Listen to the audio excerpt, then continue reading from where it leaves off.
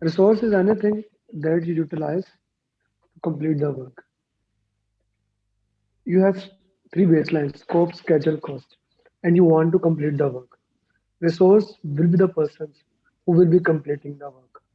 So you need to understand that how these resources are going to work.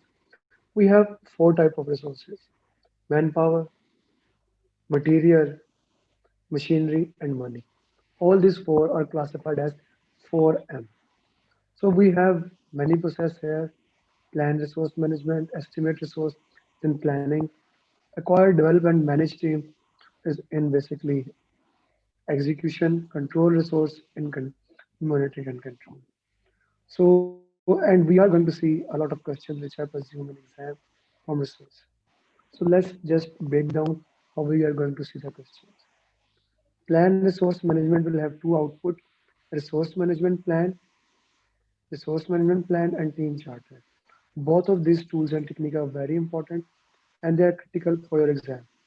Resource management plan will tell us how to gather the resource and understand each and everything about them. Team charter will have all the rules and regulation about them. So resource management plan will have what type of resource we needed, when to acquire them, project organizational chart, which trainings they need, reward plan, release plan, sometimes also known as staffing management plan, roles and responsibility of every stakeholders, every resource, team charter. Team charter gives us values of the team, how to make decision criteria, the guidelines. If there's a conflict, how to handle the conflict and communication guidelines. So team charter is a very important document to handle in this way. Now let's look at the ICCOs. We get project charter, makes sense. Project management plan, that makes sense. G. You have expert judgment here, data representation, hierarchical chart. Your organizational charts are called as hierarchical chart. Like this is the boss is on the top, then down, then down, then down. So these charts like these are called hierarchical chart. You can also categorize work breakdown structure as a hierarchical chart.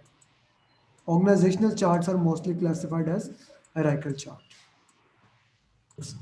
There are two types of responsibility assignment matrix: RAM, responsibility assignment matrix, is a matrix in which the responsibility of every team member is written. Like Amir responsible for this thing, Zafar responsible for things, Vakar responsible for this thing. Now we have another type of responsibility assignment matrix that is known as RACI chart. Responsibility, accountability, consult, and inform. Now this is a better chart. It has a responsibility. Okay, he is responsible for do that task, but actually this person is accountable to do this task. Like if you give task to your junior, maybe he is responsible for doing that. But at the end of the day, you are accountable that whether he has completed that task or not. Then whom to consult in order to do this task and whom to inform. This is known as RACI chart. Then we have text oriented format. Text oriented format is more like job description format. What is job description? All those things are in text oriented format. Is this clear? Okay. Then we have meeting, expert judgment, project charter plan, EF, OPH, then resource management plan and team charter, which we already discussed. What we have in resource management plan and in team charter. Both of these documents are very important and we need to understand them in order to for our exam. Okay, now let's go to the organizational theories. Organization theories are very important when we consider about PMP. You can get a question or two about them. Okay, let's focus on organizational theory. The first one is the most famous one, Maslow hierarchy of need. I could say in Pakistani term, roti, kapda or makan. Like, unless the basic needs are not satisfied, we will not look to the higher need. For example, if I stop my breathing, I wouldn't care who pass in PMP, who would fail. The first thing I would care is about am I breathing or not. Okay, so the first thing is that our psychological needs are the most important. Once your psychological needs are fulfilled, the lower need, are fulfilled, then we move to the higher needs: safety, love, belonging, self esteem, self actualization. Herzberg theory of motivation. We can say that's Herzberg theory of 2 point. This theory classifies as that there are two factors. One are known as hygiene agents, the other are known as motivating agent. If hygiene agents are not present, if they are not present, people get demotivated. But it does not matter how much more they are present. People don't get motivated. For example, your job is secure, you feel that these are the necessity thing. If that is present, you get okay, thank you very much. But you don't get up each day motivated to do something because your job is secure. No, sometimes it works otherwise. People in the private firm where jobs are not secure, they work more hard. Let's say your salary is $100,000 annually. If I make it 110,000, you will not be motivated each day. Maybe you are motivated for a day or two to work, but not each day. So these things are known as hygiene. If they are not present, you get demotivated. But no matter what, how much more they are present, you don't get motivated for them. What things keep you motivated are known as motivating agent. They are the opportunity, how much opportunity you are getting at your job, how much more responsibility you are getting at your job, how you are getting appreciated at your job, how you are being recognized at your job and your education. All those things known as motivating agent. So they are very important for you. Next, we move to McGregor theory X and theory Y. McGregor theory X says that people don't like work at all, and management basically assume the employees are lazy and they don't like work, they actually hate work. Whereas theory Y says that people enjoy their physical and mental work, so let them work. This is theory X and theory Y. We have a little bit change in a theory known as theory Z. That theory says that let people work and give them a good environment, the people become more loyal. So that is a more modification according to the current environment. Then we have expectance theory. We behave in the way as we expect. If we are expecting something good to happen, then we behave according to that. If we are expecting something bad to happen, we behave according to that. If we expect that we are going to get a lot of money, we are going to get a lot of things, then we work hard. Like for example, for all PMP aspirants, if you expect that you are going to pass the PMP exam, you are going to work hard. If you expect you are not going to pass, you don't work hard. This is known as expectance theory. Resource management plan, it identifies resources, guides us how to acquire the resources, what are their rules and responsibility, organizational chart, training, team development, all those things. And team charter, which gives us basically team values, communication guidelines, how to make a decision, meeting guidelines, team agreements. Tuckman theory is one of the most important theory you can call as stages of team, Tuckman model, Tuckman theory. It passes through forming, storming, norming, performing, and then adjourning. In forming stage, what happens? Strangers meet each other. They're like team is strange to each other. They come together. Hello, how are you? I'm good. How are you? There is no fighting. The people are coming together. They are having like a mutual discussion. There is no fighting with them. So if I put it on a progress chart, like this is time and this is like performance. So in the starting, in the forming stage, the team stands here. This is forming stage. The team is forming, the productivity is okay, everyone is giving their best. Now in the forming stage, what project manager is doing, he is giving them directions. Step number one is this, step number two is this, step number three. So he's giving them direction because team is unsure what to do, what not to do. After some time, the we never fight with strangers. So in farming, we are not fighting. After some time, a stage comes that we start fighting with each other. We start negating. No, this is not the right way. I have done this way. This works, not work. So that stage is known as storming. That stage is known as storming. we are storming on each other. Here, the role of project manager is more like a coach. He's like coaching them, listening to them. Active listening plays a good role here. Then we move to the next step, that is norming. Slowly, team started understanding each other and they started working together. Then this is known as norming stage. This is known as norming stage. Then slowly we reached to a stage where the team started performing. This is an ideal stage.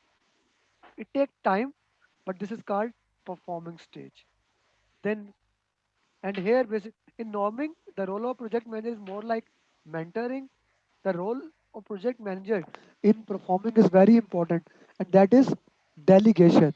He delegates the task to other people because now the team knows how to do the task, how not to do the task. So he delegate the task to them, let them do the job. He must not indulge in team because now team is performing, so let them perform now. If you keep on indulging, the progress of the team will go down. So when the work is done, slowly the teams leave and we start moving towards adjourning. In adjourning again, the project manager has to do coaching. So this is known as Tuckman ladder or Tuckman theory or team stages theory. Very important for your exam point of view. Forming, storming, norming, performing, adjourning. The role of project manager, which I have mentioned here, is known as situational leadership. In each situation, how the project manager behaves. With this is completed. Now we move to the next step. Estimate resource is similar to estimate cost and estimate cost and estimate schedule. Same tools and techniques are being utilized here, and almost the same output. We get three major output here: requirement of the resource breakdown structure, like which are the technical resource, which are managerial resource, what explanation of all these resource, and what are the basis of estimates. We get this input. We get, of course, the activities to estimate it. The estimate of cost is very important, and when to get which resource, that is also very important here. So these are ITTs. Now the third step is more in the execution phase.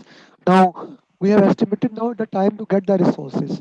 So how do we decide which resource to have, which not to have? We do it in decision making.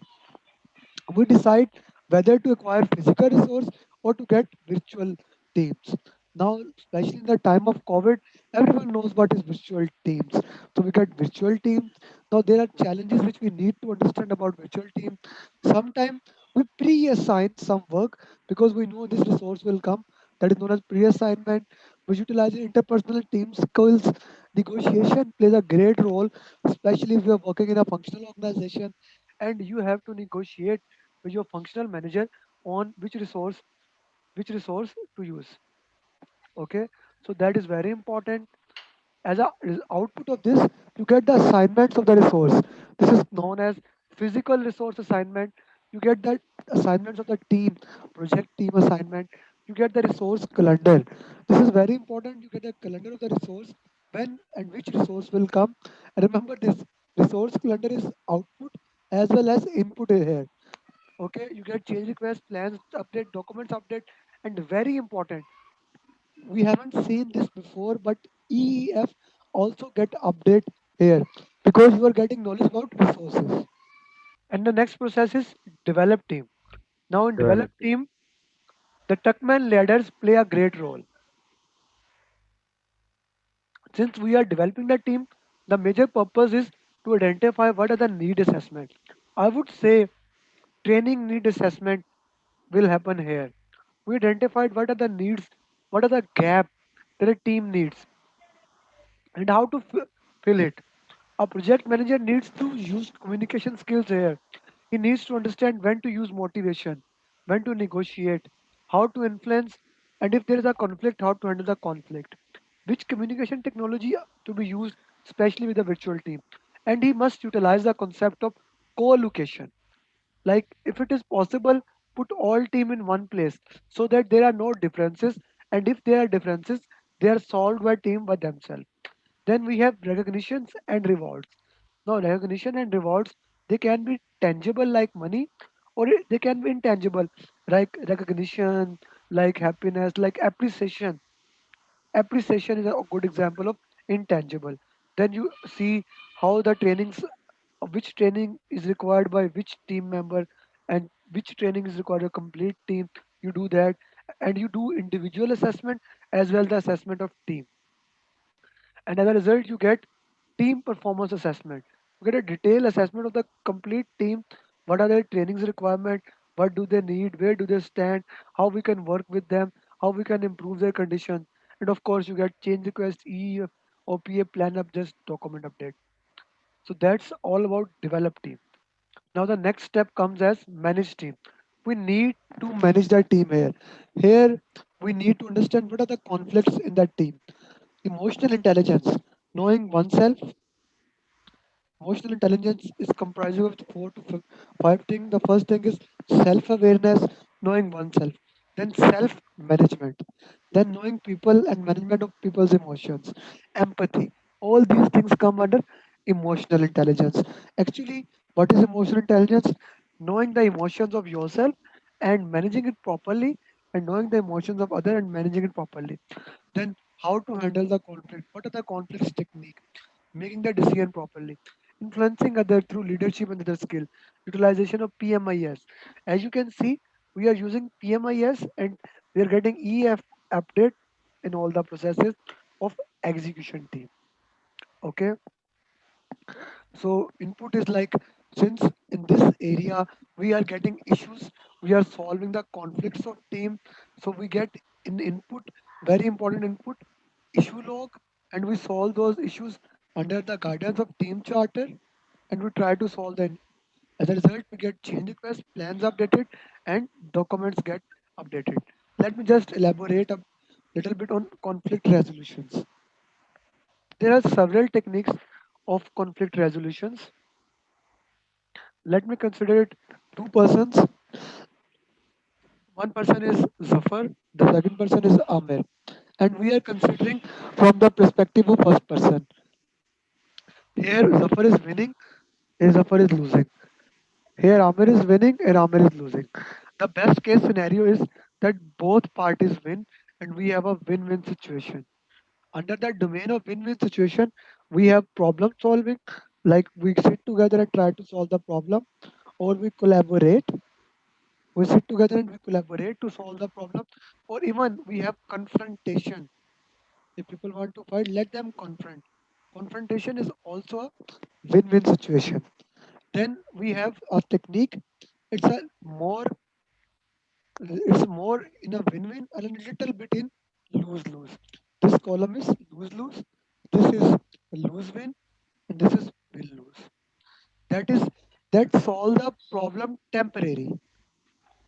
That solve problem temporary, like we put the problem to discuss it in the future, to discuss it in the future to discuss in the future how to solve this problem.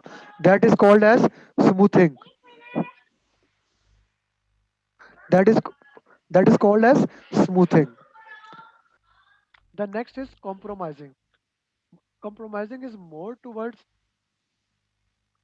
Compromise is more towards basically losing and a little bit towards winning. What happens if two persons have an issue? They back off a little bit. Like, let's say this is a scale person, and this is one, two, three, 4, 5, 6. Both persons are on 4 point and they are fighting. What will happen in compromise? They both go backward. They both go, they both lose something. So it is more towards lose lose. Like both of us lose something, that is known as compromising. Then we have worst situation, avoid. We avoid the problem, or we withdraw. That is, we run away from the problem. That is known as avoid or withdraw. It's the worst conflict technique. Then if you have power, you will force your decision on other, or you will compete. If the other person has power, you will accommodate. Okay, okay, yes, whatever you say, boss, Like with your subordinates, mostly you force or compete. With your juniors, with your seniors, you accommodate. Okay, I accept, something like that. In the last, in control resource So process, avoid and it withdraw both are in lose lose. Control resource, we check the resource have done work according to our plan, and once their work is done, we can release them. We can release the resources at right time so that we can save money and the unnecessary resources that are not the project. So here again, the project manager, since he is releasing the resources, he needs to learn how to negotiate, how to influence. While managing the resources, here he need to check alternate analysis, which resource to keep, which to leave, what are what are the cost and benefits of each resources. He needs to check the performance review trends, are they going upward, downward, all these analysis he will go and he will solve the problem. Remember this, since we are releasing the resources, we need to have agreements. What agreement we had with them, data will come, that will get converted into information, change request, plans updated, document updated. So that's all about resource journey.